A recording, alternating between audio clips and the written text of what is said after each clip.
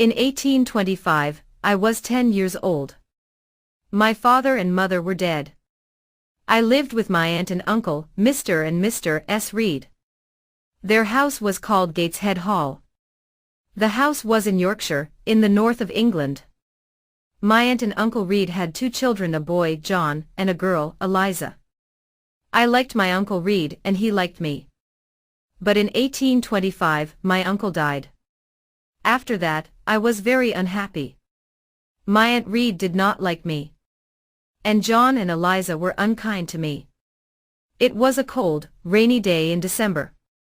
All of us were in the house. I wanted to be alone. I wanted to read. I opened a book. Then I heard my cousin John's voice. "Jane. Jane Eyre. Where are you?" John shouted. He came into the room and he saw me. "Why are you reading my book?" he asked. "Give it to me." John took the book. He hit my head with it. I screamed. John hit me again. I pulled his hair and I kicked him. "Help! Help, Mama!" John shouted. "Jane Eyre is hurting me." Aunt Reed ran into the room. She pulled me away from John. "John hit me with a book," I said. "I hate him. And I hate you too." "You are a bad girl, Jane," my aunt said. "Why do you hate me?" "You don't like me," I replied. "John and Eliza are unkind to me. I want to leave Gateshead Hall." "You want to leave?" Aunt Reed said. "Where will you go? Your parents are dead. You cannot live alone." Aunt Reed thought for a moment. "My friend, Mr. Brocklehurst, is the owner of a school," she said. "I will send you to Mr. Brocklehurst's school." A few days later, Mr. Brocklehurst came to Gateshead Hall. He was a very tall man. His eyes were dark and his face was cruel. "Jane Eyre," he said to me. "God does not like bad children. God punishes bad children, Jane Eyre." "God will punish John Reed," I replied. "John Reed hits me and he shouts at me." "That is not true." "You are a liar, Jane Eyre," Mr. Brocklehurst said. "You must not tell lies. And you must not live here with your cousins. You will come to Lowood School. You will become a good girl." "I want to come to your school, sir," I said. "I want to leave this house." "Bad girls are punished at my school, Jane Eyre," Mr. Brocklehurst said. "The girls work very hard at Lowood." "I will work hard. I will be a good pupil, Mr. Brocklehurst," I said. 2 weeks later, I left Gateshead Hall. I went to Lowood School. It was the month of January. I arrived at Lowood School at night. A servant took me up some stairs and into a big bedroom. There were many beds in the room. The girls in the beds were asleep. The servant took me to an empty bed. I put on my nightclothes and I got into bed. Soon, I was asleep too. I woke up very early. A loud bell was ringing. The bedroom was dark and cold. I watched the other girls. They washed in cold water and they dressed quickly. There was a plain brown dress next to my bed. And there was a pair of ugly, heavy shoes. I washed quickly. Then I put on my new clothes. I was very hungry. I followed the other girls down the stairs. We sat down at long tables in a large dining room. Our food was terrible. "The food is bad again," one of the girls said. "Stand up," a teacher shouted. "Don't talk." We stood up. We did not speak. We walked into a big schoolroom and we sat down. There were about 80 girls in the schoolroom. And there were 4 classes. The oldest girls were in the 4th class. I was in the 1st class. 4 teachers came into the room, and we began our lessons. The lessons were not interesting. First, we read some pages in a book. Then our teacher asked us questions about those pages. After 4 hours, we went outside. It was very cold. Very soon, a bell rang. Lessons started again. 3 weeks passed. One afternoon, the head teacher came into the schoolroom. The head teacher's name was Miss Temple. Mr. Brocklehurst was with her. We all stood up. I stood behind an older girl. I did not want Mr. Brocklehurst to see me. Mr. Brocklehurst walked slowly round the room. Everybody was very quiet. And then I dropped my book. Mr. Brocklehurst stopped walking. He looked at me. "Ah. The new girl," he said. "Come here, Jane Eyre." Then he pointed at 2 of the older girls. "You 2 girls, put Jane Eyre on that high chair," he said. "Look at Jane Eyre, everybody." Mr. Brocklehurst said. "This child is bad. She is a liar. She will be punished. Miss Temple. Teachers. Girls. Do not talk to this child." Then he spoke to me again. "Jane Eyre, you must stand on that chair for 2 hours," he said. "You are a bad girl." That evening, I cried and cried. But Miss Temple was kind to me. "You are a good pupil, Jane," she said. "And you are not a bad girl. I am your friend, Jane." "Thank you, Miss Temple," I said. Lowood School was in an unhealthy place. The buildings were wet and cold. Mr. Brocklehurst owned the school. He was a rich man. But he did not buy warm clothes for us. And he did not buy good food for us. Everybody hated him. In the spring, many of the girls became sick. Some of them left the school. They never came back. Many of the girls died. That spring was a terrible time. We had no lessons. Miss Temple and the other teachers took care of the sick pupils. Mr. Brocklehurst had to buy better food for us. And he had to buy warm clothes for us. Mr. Brocklehurst never came to the school. The next year, Lowood School moved to a better place. It was a healthier place. There were new schoolrooms, new bedrooms, and a new dining room. The new buildings were bright and clean. The teachers were happy. After that, I was happy at Lowood School too. I was a pupil at Lowood School for 6 years. Then I became a teacher. I was a teacher at the school for 2 years. But I never returned to Gateshead Hall. And the Reeds never wrote to me. In 1833, I was 18 years old. In the summer, Miss Temple left Lowood School. She got married. I wanted to leave Lowood too. I wanted a new life. I will be a governess, I thought. I put an advertisement in a newspaper. I had a reply to my advertisement. The reply was from Mr. S. Fairfax of Thornfield Hall, near Millcote. Millcote was about 70 miles from Lowood School. Mr. S. Fairfax wanted a governess for a little girl. I wrote to Mr. S. Fairfax immediately. I was going to be a governess at Thornfield Hall. I traveled to Millcote in a coach. At Millcote, a servant met me. He took me to Thornfield Hall. At Thornfield Hall, another servant opened the door. She was smiling. She took me into a small, warm room. A lady was in the room. She was sitting by the fire. "Are you Mr. S. Fairfax?" I asked her. "Yes, my dear," she said. "And you are Miss Eyre. Are you cold? Sit by the fire, Miss Eyre, a servant will bring you some food." Mr. S. Fairfax is very kind, I said to myself. I will be happy here. Will I see Miss Fairfax tonight? I asked. Mr. S. Fairfax looked at me. She smiled. "Miss Fairfax." "No, no," she said. "Your pupil's name is not Miss Fairfax. Your pupil is Adele Varens. Adele's mother was a Frenchwoman. Adele is Mr. Rochester's ward. He takes care of her." "Mr. Rochester. Who is Mr. Rochester?" I asked. Mr. Edward Rochester is the owner of Thornfield Hall, Mr. S. Fairfax said. I am his housekeeper. I take care of Thornfield Hall. Mr. Rochester is not here now.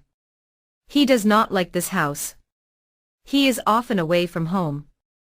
I was very tired. Mr. S. Fairfax took me up the wide stairs. She took me to my room. I went to bed immediately. And I slept well. The next morning, I woke early. The sun was shining. I put on a plain black dress. I opened my bedroom door. I walked along a corridor and down the wide stairs. I walked out into the sunny garden. I turned and I looked up at my new home. Thornfield Hall was a beautiful house with many large windows. The garden was beautiful too. After a few minutes, Mr. S. Fairfax came into the garden. She spoke to me. Good morning, Miss Eyre, she said. You have woken early. Miss Adele is here. After breakfast, you must take her to the schoolroom.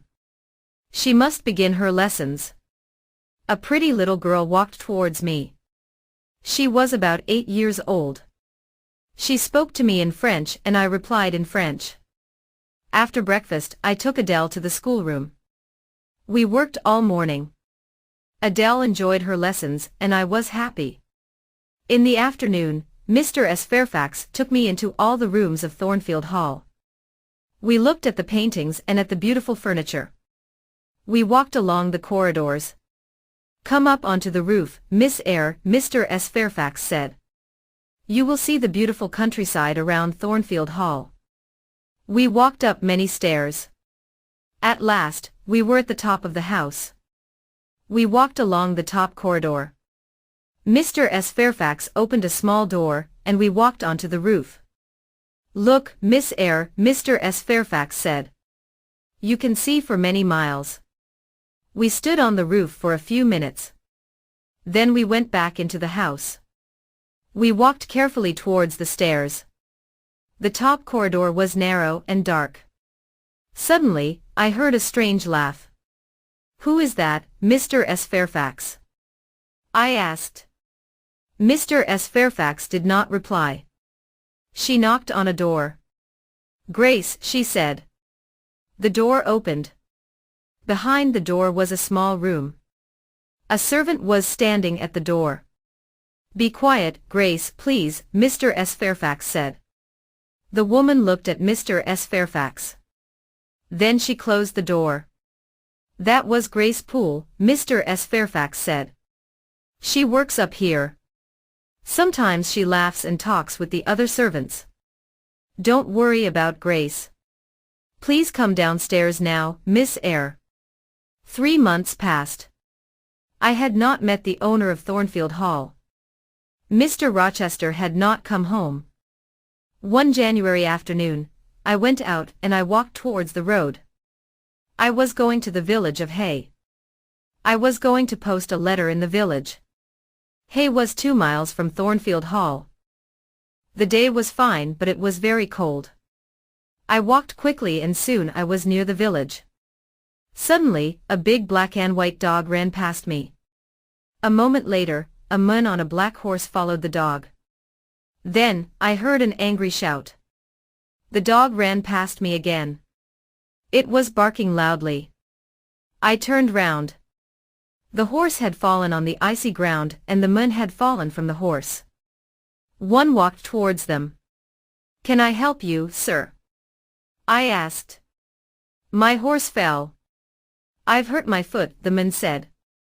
The horse stood up. The man tried to stand up too. But he could not stand. He fell onto the ground again. The man was about 35 years old.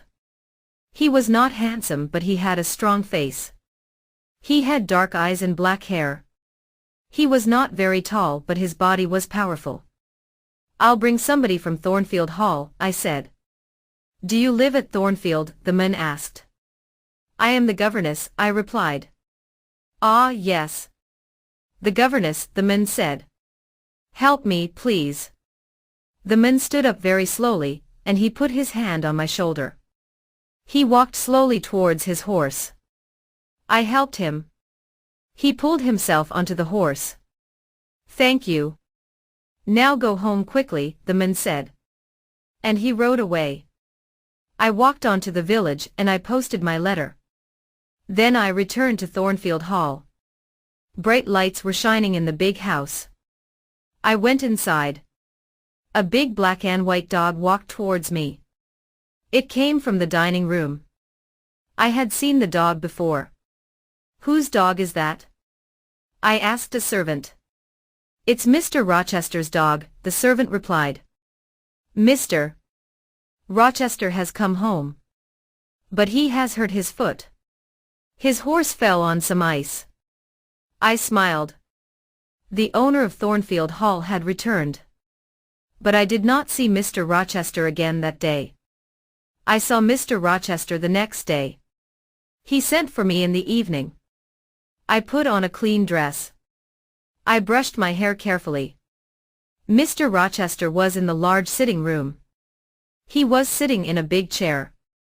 His right foot was on a small chair. Mr. S. Fairfax and Adele were sitting with him. "Sit by the fire, Miss Eyre," he said. "Where have you come from?" "From Lowood School," I replied. "I was there for 8 years. 8 years?" Mr. Rochester said. "That is a long time. Who are your parents?" "I have no parents, sir," I answered. "They are dead." "But where is your home, Miss Eyre?" Mr. Rochester asked. "I have no home, sir. I have no family," I said. "Why did you come to Thornfield Hall?" Mr. Rochester asked. "I wanted to leave Lowood, sir," I replied. "I put an advertisement in a newspaper." Mr. S. Fairfax replied to my advertisement. "Yes, I did," Mr. S. Fairfax said. "Miss Eyre is a good teacher, Mr. Rochester." Mr. Rochester smiled for the first time. "You are very young, Miss Eyre," he said. "I am 18, sir," I replied. Mr. Rochester smiled again. He did not ask me more questions. After that evening, I did not see Mr. Rochester for a few days. Then, one night, he sent for me again. "Sit near me, Miss Eyre," he said. "Mr. S. Fairfax will talk to Adele." I sat down quietly, but I did not speak. The fire was very bright. I saw Mr. Rochester's face clearly. I saw his large, dark eyes. He was smiling. He was happy. After a minute, Mr. Rochester spoke. "Miss Eyre," he said. "You are looking at me very carefully. Am I a handsome man?" "No, sir," I said. "You speak the truth, Miss Eyre." Mr. Rochester said. "Look at me again. Am I a kind man?" "No, sir," one said again. "You are smiling now. But you are not always kind." "That is true," Mr. Rochester replied. "I have had a difficult life. I have met bad people. I have been a bad person myself. Now Thornfield Hall is my home. But I hate this house. You are very young, Miss Eyre. You cannot understand me." "You are right. I don't understand you, sir," I said. I stood up. "Where are you going?" Mr. Rochester asked. "It is late. Adele must go to bed," I said. "Are you frightened of me, Miss Eyre?" Mr. Rochester asked. "No, sir," I replied. "But you say strange things, sir." Mr. Rochester smiled. "Take Adele to her bedroom now, Miss Eyre," he said. "We will talk again tomorrow." After that night, we talked together many times. Mr. Rochester was an interesting man. But he was a strange man too. I often thought about him. Why does Mr. Rochester hate Thornfield? I asked myself. Thornfield Hall is a beautiful place. But Mr. Rochester is not happy. It was March. One night I was in bed. But I was not asleep. The house was quiet. Suddenly, I heard a sound in the corridor outside my room. "Who's there?" I said. Nobody answered. Then I heard a strange laugh. I got out of my bed and I went quietly to the door. I listened. I heard another sound. Somebody was walking up the stairs to the top corridor. Then I heard somebody close a door. Was that Grace Poole? I said to myself. Yes, it was Grace. Why was she laughing? And why is she walking in the house at night? Is she mad?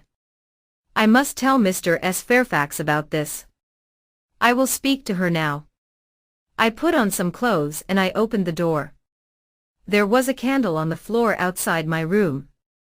The candle was burning. There was thick smoke in the corridor. I went into the corridor. I looked around me. The door of Mr. Rochester's bedroom was open. And the smoke was coming from Mr. Rochester's room. I ran into the room. Wake up, sir. What happened, Jane? There was a fire, sir. Grace Poole tried to kill you. I sat in a chair by the window. Time passed. At last, Mr. Rochester returned. Please don't worry, Jane, he said. Grace Poole is a strange woman. But she won't hurt anybody tonight. I stood up. Good night, sir, I said. Mr. Rochester held my hand. He looked at me and he smiled. Thank you, my dear friend, he said.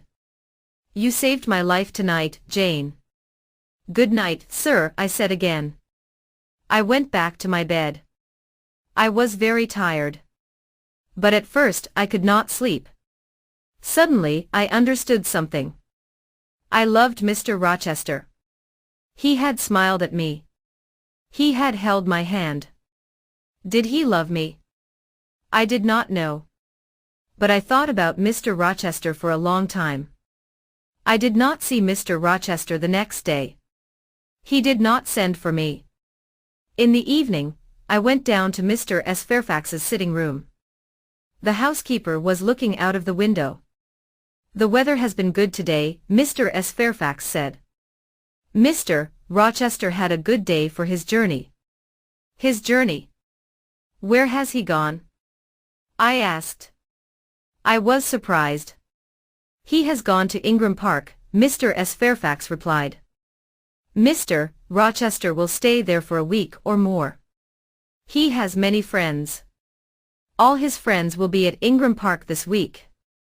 Will there be any ladies at Ingram Park? One asked. Yes, Mr. S. Fairfax said. There will be many ladies there. Miss Blanche Ingram will be there. Mr. Rochester has known her for many years. Is Miss Ingram beautiful? I asked. She is very beautiful, Mr. S. Fairfax said. Will Mr. Rochester marry her? I asked. Mr. S. Fairfax smiled. I don't know, Miss Eyre, she replied. I don't know. I was very unhappy. I went up to my bedroom. I looked in my mirror. Jane Eyre, I said to myself. You are not pretty. And you are poor. Mr. Rochester will never marry you. He will marry Miss Blanche Ingram. She is a rich lady. You are a poor governess. Forget Mr. Rochester, Jane Eyre. Forget him. 2 weeks later, a letter arrived for Mr. S. Fairfax. Mr. Rochester will return on Thursday, Mr. S. Fairfax said. Some of his friends will come here with him. There will be many guests at Thornfield Hall. On Thursday evening, Mr. S. Fairfax, Adele, and I were in Adele's bedroom. Mr. S. Fairfax was looking out of the window. The guests are arriving now. Mr. S. Fairfax said. I went to the window and I looked out. There were 3 carriages. 2 people were riding horses. Mr. Rochester was riding his big black horse. A beautiful young woman was riding a white horse. Mr. S. Fairfax pointed to the young woman. "That is Miss Ingram," the housekeeper said. Then she went downstairs. Adele wanted to go downstairs too. "No, Adele," I said. "We cannot go downstairs tonight. Mr. Rochester is talking to his guests." The next day, Mr. S. Fairfax came into the schoolroom. "Mr. Rochester wants you to meet his guests tonight, Miss Eyre," she said. "Adele must meet them too."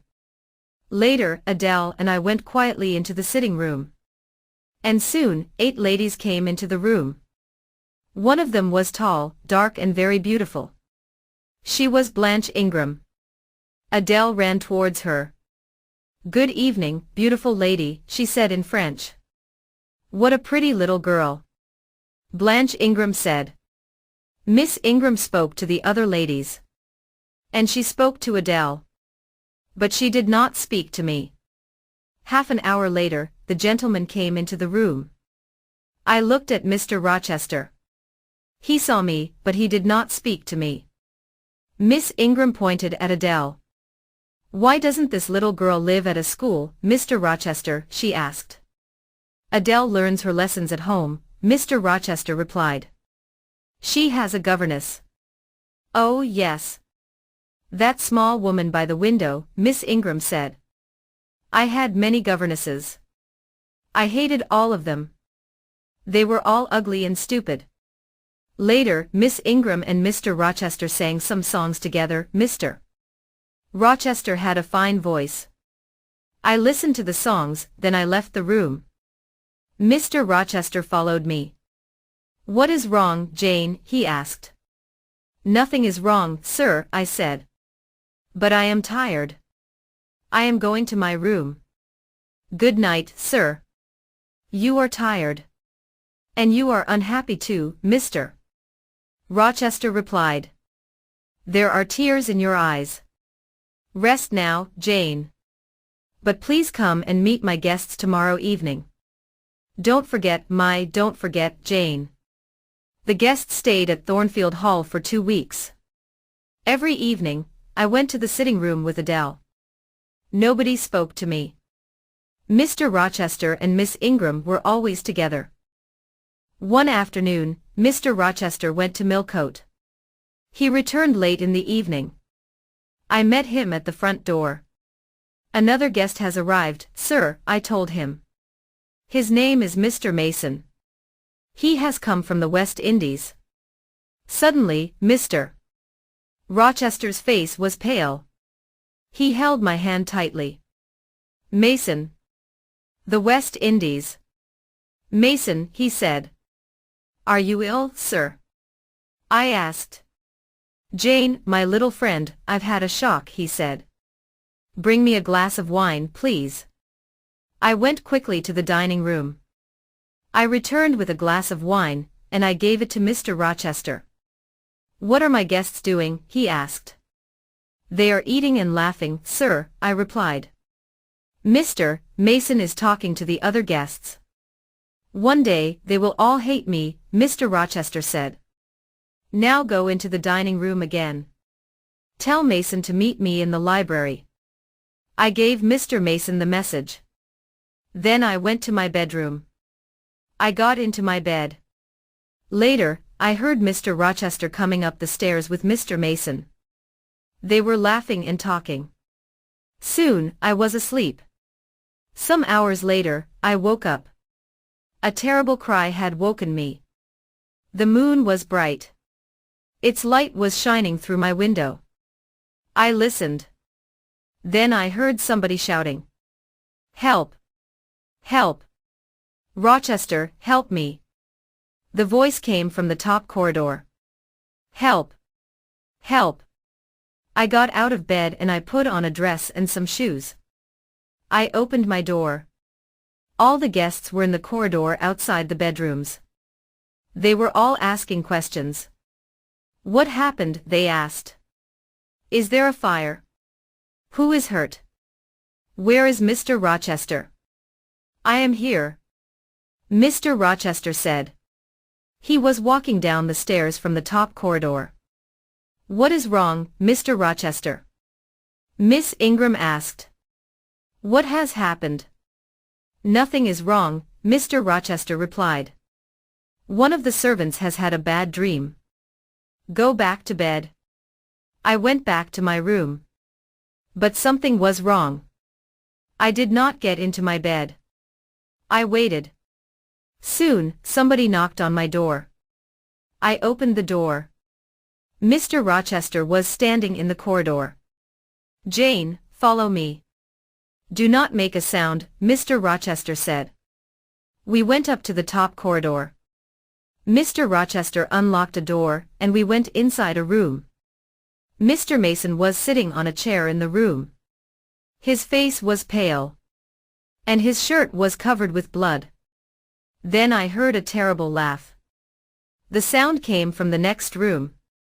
Grace Poole is a madwoman, I thought. Why does Mr. Rochester have a mad servant? Mr. Rochester spoke quietly to Mr. Mason. "I am going to bring a doctor, Richard," he said. Then he spoke to me. "Stay here, Jane. Wash Mr. Mason's arm. But do not speak to him." Mr. Rochester left the room. I washed Mr. Mason's arm. We waited for Mr. Rochester and the doctor. Mr. Mason did not speak to me, and I did not speak to him. After 2 hours, Mr. Rochester returned. The doctor was with him. The doctor looked at Mr. Mason's arm. "She bit me," Mr. Mason said. "I came up here. I wanted to see her. I wanted to help her. But she bit me." "Be quiet now, Richard," Mr. Rochester said quickly. The doctor put a bandage on Mr. Mason's arm. Mr. Rochester put Mr. Mason's coat round the injured man's shoulders. Then he spoke to me again. "Run downstairs, Jane. Unlock the small door at the side of the house," he said. "We will follow you." I went quickly downstairs and I opened the door. Outside the door, a servant was waiting with a carriage. Mr. Mason and the doctor came out of the house. They got into the carriage. Then Mr. Rochester came out of the house too.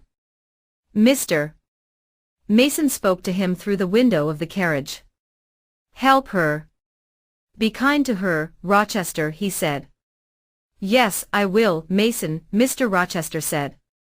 The servant drove the carriage away. "Will you walk in the garden with me, Jane?" Mr. Rochester asked. "I do not want to sleep now." "Yes, I will, sir," I said. Soon, it was morning. The birds were beginning to sing. The flowers had a sweet smell. "It has been a strange night, Jane," Mr. Rochester said. "Were you frightened?" "I am frightened of Grace Poole," I said. "She will hurt you, one day." "I am stronger than she is." "She will not hurt me," Mr. Rochester said. He looked at me for a few moments. "Are you my friend, Jane?" he asked me. "Yes, sir. I will be your friend forever." One replied. "Thank you, my dear," Mr. Rochester said. "I have made mistakes. Now, I want to be happy." "That is not wrong, is it, Jane?" He stopped speaking for a minute. Then he said, "Go into the house. I'll talk to you tomorrow." But the next day, I had a letter from Gateshead Hall, my Aunt Reed's house. The letter was from my cousin Eliza. I started the journey to my Aunt Reed's house immediately. I arrived there the next day. My Aunt Reed was very, very ill. She could not move. And she did not speak to me. I wanted to return to Thornfield Hall. I wanted to see Mr. Rochester. But Eliza wanted me to stay at Gateshead Hall. After 3 weeks, my aunt spoke to me at last. She spoke very slowly. "Are you Jane Eyre?" she asked. "Yes, Aunt Reed." "I am Jane Eyre," I replied. "There is a letter for you," Aunt Reed said. "It is in my desk. Call Eliza, please. She will get the letter." Eliza came into the room. She opened the desk and she gave me a letter. "Read the letter, Jane," my aunt said. The letter had come from Madeira. But it was 3 years old. I answered that letter. Aunt Reed said. "I hated you, Jane. I did not want you to have your uncle's money. I wrote to John Eyre. I wrote, Jane Eyre is dead. She died at Lowood School. I am sorry, Jane, I was wrong. Mr. S. Reed died that night. I left Gateshead Hall a few days later. I took my uncle's letter with me. Mr. Rochester met me at Thornfield Hall. "Welcome back to my house," he said. "This is your home, Jane." "Thank you, sir," I said. "I am very happy here." Mr. Rochester's guests had left. No other visitors came to Thornfield Hall. Every day, Mr. Rochester and I talked together. And every day, I loved him more. In June, the weather was hot. One evening, I walked into the garden. Mr. Rochester was there too. "Do you like this house, Jane?" he asked. "Yes, sir," I replied. "Soon, Adele will go to live at a school, Jane," he said. "Then, I will not want a governess here." "Will you be sad then, Jane? Will you leave Thornfield Hall?" "Leave?" I said quickly. "Must I leave Thornfield?" "My dear," Mr. Rochester stopped. He was silent for a moment. Then he said, "I am going to be married soon." "Oh, sir," I said. "Then I must go far away." "Far away from Thornfield?" "Far away from you, sir." I started to cry. "I will always remember you, Jane," Mr. Rochester said. "Will you forget me?" "No, sir," I replied. "I will never forget you." "I don't want to leave Thornfield, sir." "One don't want to leave you." "Don't leave, Jane," Mr. Rochester said. "Stay here." He smiled at me. "I must not stay here, sir," I said. "You are going to marry Miss Ingram." "I am poor. I do not have a pretty face. But I have a heart. It is a loving heart, sir." "Jane, I am not going to marry Miss Ingram, Mr. Rochester said. "She is rich. She is beautiful. You are poor. You are not beautiful. But I want to marry you. Will you marry me, Jane?" For a moment I could not speak. At last I asked, "Do you love me, sir?" "I do," he replied. "Then, sir, I will marry you," I said. And Mr. Rochester kissed me. "My dearest Jane," he said. "Nothing can stop our marriage now. We will be married in a month, Jane." We kissed again. Then I said good night, and I went into the house. I went upstairs to my room. Later, I remembered my Uncle John Eyre's letter. "I will write to him in Madeira," I said to myself. "I will tell him about my marriage to Mr. Rochester. I am very happy. My uncle will be happy too." 4 weeks passed. Mr. Rochester was going to buy me many beautiful things. He was going to give me many presents. But I did not want these things. "No, Edward," I said. "I am not beautiful. I don't want beautiful things. I want you, Edward." It was the month of July. 2 days before our wedding day, Mr. Rochester went away. "I will return tomorrow," he said. "I love you, Jane." That night, I went to my bedroom early. My wedding dress and my wedding veil were in my room. I looked at them. "In 2 days, I will be Jane Rochester," I said to myself. Then I went to bed. But I did not sleep well. The next day, Mr. Rochester returned. He looked at me carefully. "What is wrong, Jane?" he asked. "Your face is pale. Are you frightened?" "I had a very strange dream last night," I said. "It was a dream about this house. But in my dream, Thornfield Hall had no roof. The walls were burnt. They were black. In my dream, I tried to find you. But you were not in the house. Are you afraid of a dream, Jane? Mr. Rochester asked. No, Edward, I replied. But I woke up from my dream. There was a woman in my room. She was tall and heavy. She had long, black hair. The woman was holding a candle, I said.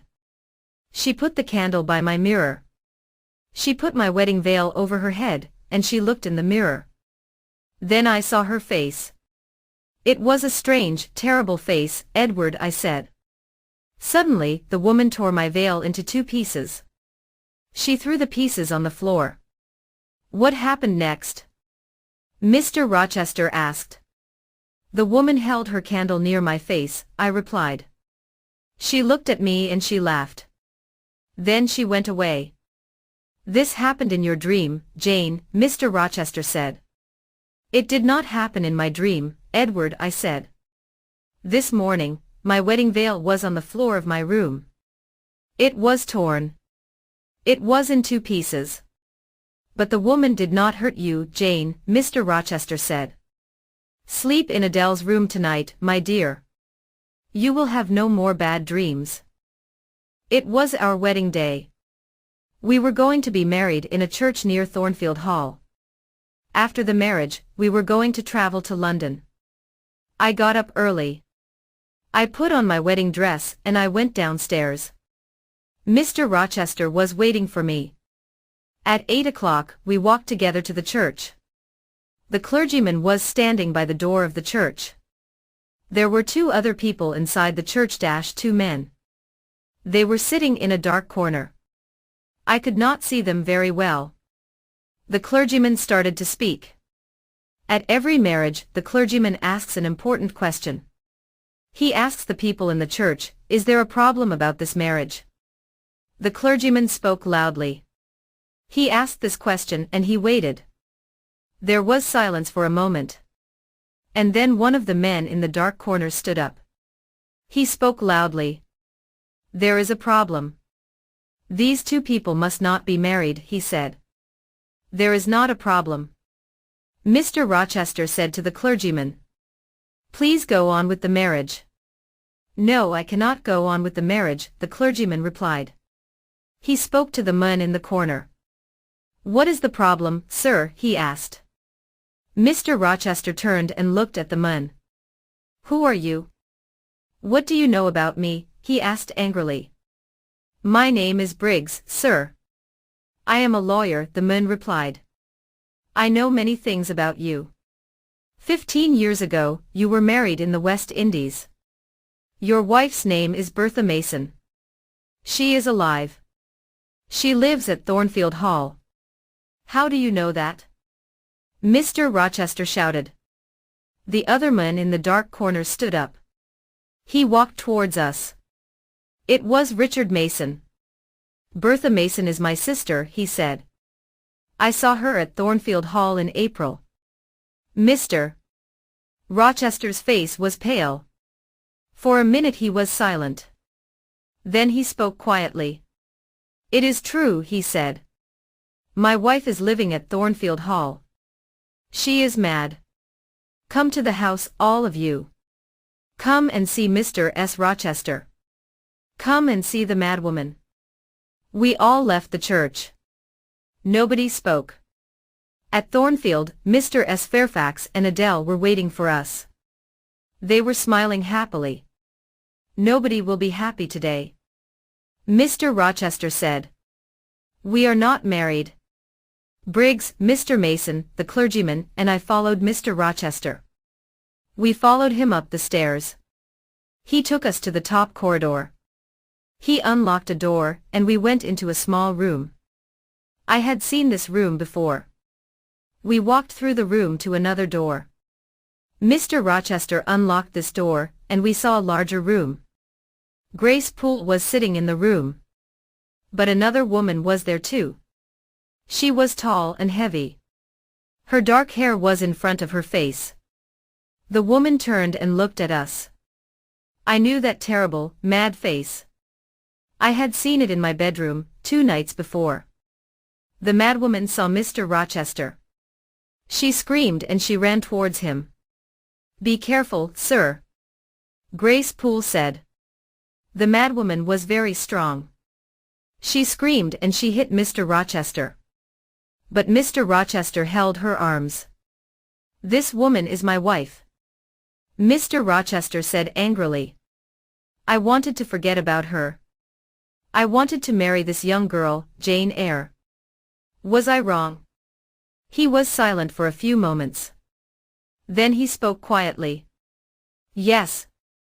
I was wrong," he said. "I love Jane Eyre.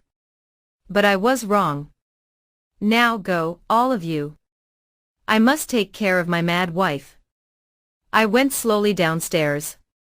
Mr. Briggs, the lawyer, spoke to me. "I am sorry for you, Miss Eyre," he said. "You did nothing wrong. Your uncle, John Eyre, is sorry for you too. He read your letter. And then he met Richard Mason in Madeira. Your uncle is dying, Miss Eyre. He could not come to England. He sent me here. He wanted me to stop this marriage." I did not answer. I went to my room and I locked the door. I took off my wedding dress. I put on a plain black dress. I lay down on my bed. "I am Jane Eyre today," I thought. "I will be Jane Eyre tomorrow. I will never be Jane Rochester. I must leave Thornfield Hall. I must never see Mr. Rochester again. My life here is finished." Many hours later, I got off the bed. I unlocked my door. Mr. Rochester was waiting outside my room. "You are unhappy, Jane," he said. "I am very, very sorry. Jane, we will leave Thornfield, we will go to another country. We will be happy again." "I cannot be your wife. I cannot live with you," I said. "I must leave you, Edward." "Listen, Jane," Mr. Rochester said. "My father wanted me to marry Bertha Mason. Her family was very rich. I married her. My father was happy. But I was not happy. Bertha was mad and she was a bad woman. Nobody told me about her. She was married to me, but she met other men. She was drunk every day. She tried to kill me many times. After 4 years, I brought Bertha here to Thornfield Hall," Mr. Rochester said. "Then went away. Grace Poole took care of Bertha. I met other women. One of them was a French singer, she was Adele's mother. Adele is my daughter, Jane. But I did not love the French singer. I did not love anybody. I came home to Thornfield Hall. Then you came here, and I loved you. I will always love you. Please stay with me, Jane." "No, Edward," I said. "I am going away. We will be unhappy. But we must not be together. Goodbye, Edward." "Oh, Jane. Jane, my love," Mr. Rochester said. "Don't leave me." I kissed Mr. Rochester. "God will help you, Edward," I said. Quickly, I went into my room. I put some clothes into a bag. Later, I heard Mr. Rochester go into his room. Very quietly, I went downstairs. I opened the small door at the side of the house. I left Thornfield Hall, and one walked to the road. It was dark. Soon, a coach came along the road. I gave all my money to the driver of the coach. I got into the coach. Many hours later, the coach stopped. It was 10 o'clock in the morning. "You must give me more money now," the driver said. "I have no more money," I said. "You have no more money? Then you must get out of the coach," the driver said. I got down onto the road. The coach moved away quickly. But I had left my bag in the coach. I looked around me. I was on a cold, empty moor. I was tired and hungry. I walked and walked. I had no money. I had no food. I walked until the evening came. At last, I lay down on the ground. I fell asleep immediately. The next morning, I woke late. I walked along the road for many miles. It started to rain. Soon my clothes were wet. I saw no one. I walked on the moor all day. In the evening, I was very tired again. I must sleep soon, I thought.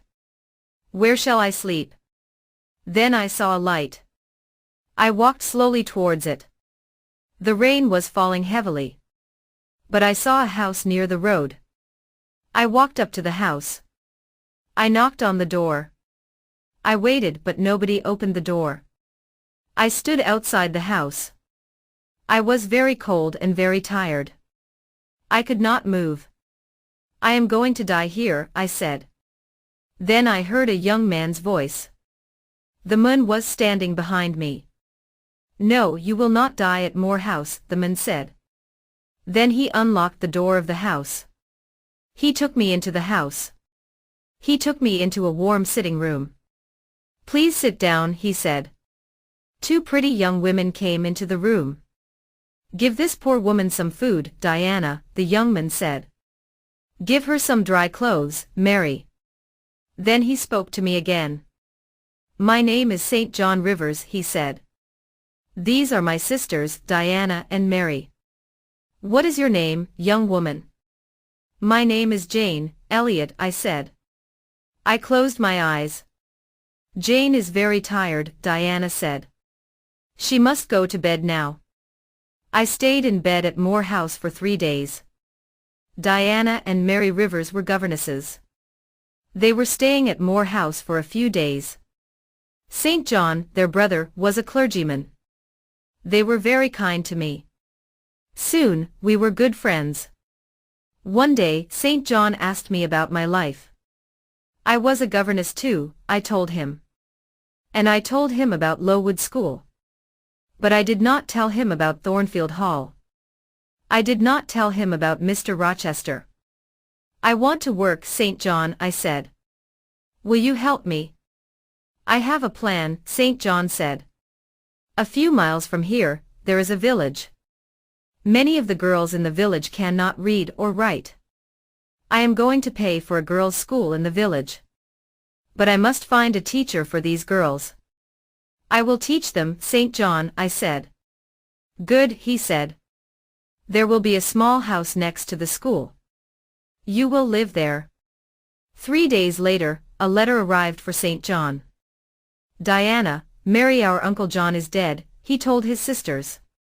But we will not have any of his money. He gave the letter to his sisters.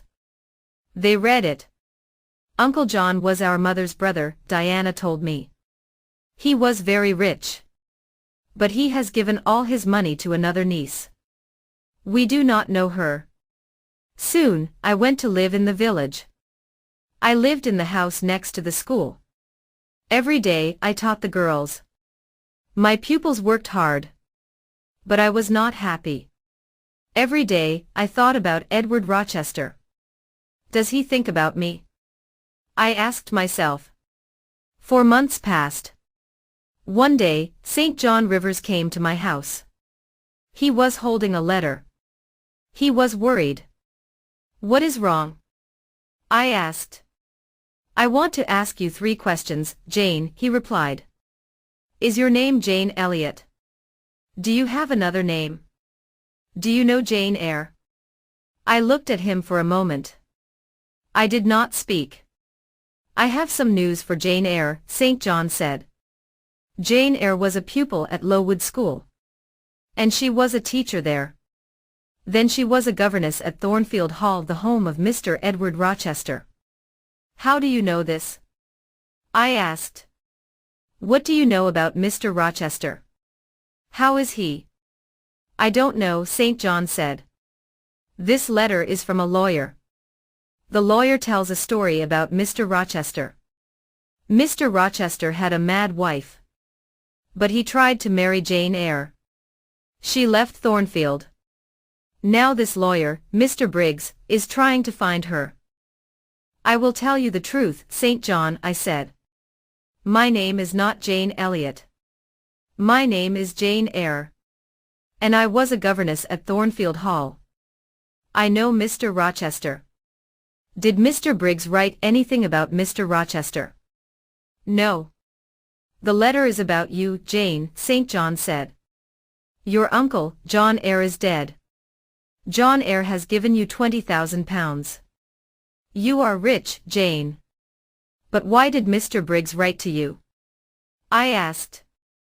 My mother's name was Eyre, St. John said. She was your father's sister, Jane. Then you, Diana and Mary are my cousins. I said.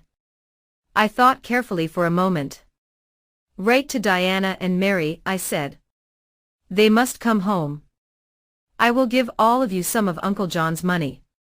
The next day, I wrote to Mr. Briggs. I gave St. John, Diana and Mary £5,000 each. I wrote to Mr. S. Fairfax too, but she did not reply. 6 months passed. I heard nothing from Thornfield Hall. I heard nothing about Mr. Rochester. Then, one day, I was walking on the moor. Suddenly, I heard a voice. There was nobody on the moor. But the voice was calling my name, Jane. Jane. Jane. That is Mr. Rochester's voice, I said to myself. Then I shouted, I am coming, Edward. I am coming. I ran to Moor House. I spoke to my cousins. I am going to Thornfield Hall tomorrow, I told them. I began my journey the next day. 2 days later, I got out of a coach. I was standing on the road near Thornfield Hall. I ran across the fields. Was Mr. Rochester at Thornfield? Was he ill? And then I saw the house. The house had no roof. Its walls were burnt and black. Nobody was living there. I looked at the burnt, black house. I had seen this before. I had seen it in a dream. I was frightened. Where was Edward Rochester? I went to the village of Hay. I asked about Thornfield Hall. I asked about Mr. Rochester. 3 months ago, there was a fire at Thornfield Hall, a man told me. The madwoman burnt the house. She was Mr. Rochester's wife. Was Mr. Rochester in the house? I asked. Yes, he was there, the man replied. He tried to save his wife's life. He went into the burning house. But the madwoman jumped from the roof. She died. Was Mr. Rochester hurt? I asked quickly. Yes, he was badly hurt, the man said. He is blind, he can't see. And he has only one hand. Where is he? One asked. Where is he? He is living at Ferndean. It is an old house, about 30 miles away, the man said. Do you have a carriage? I asked. I must go to Ferndean immediately. I got out of the carriage near Ferndean. I walked to the house. I knocked on the door. A servant opened it. I knew her. Oh, Miss Eyre. You have come, she said. Mr. Rochester has been calling your name. A bell rang in another room. That is Mr. Rochester's bell, the woman said. He wants some candles. There were 2 candles on a table near the door. The woman lit them and she picked them up. Mr. Rochester is blind, but he always burns candles in his room in the evenings, she said. Give the candles to me. I said. I'll take them to him. I opened the door of Mr. Rochester's room. His black and white dog was sitting by the fire. The dog jumped up and ran towards me. Who is there? Mr. Rochester said. Don't you know me, Edward? I asked. Your dog knows me. I put the candles on a table. I held Mr. Rochester's hand. I know that voice. And I know this little hand, Mr. Rochester said. Is that you, Jane? Yes, sir, I have found you at last, I said. I will never leave you again. Then I told Mr. Rochester my story. Why did you leave your cousins, Jane? Mr. Rochester asked. Why did you come back to me? I am blind. I have only one hand. I will take care of you, Edward, I said. But I don't want a servant, Mr. Rochester replied. I want a wife. You will have a wife, Edward, I said. I will be your wife. I will marry you. I loved you very much at Thornfield Hall. Now I love you more. Mr. Rochester and I got married. After a time, his eyes were better. He could see a little. He saw the face of our first child. My dear Edward and I are very happy.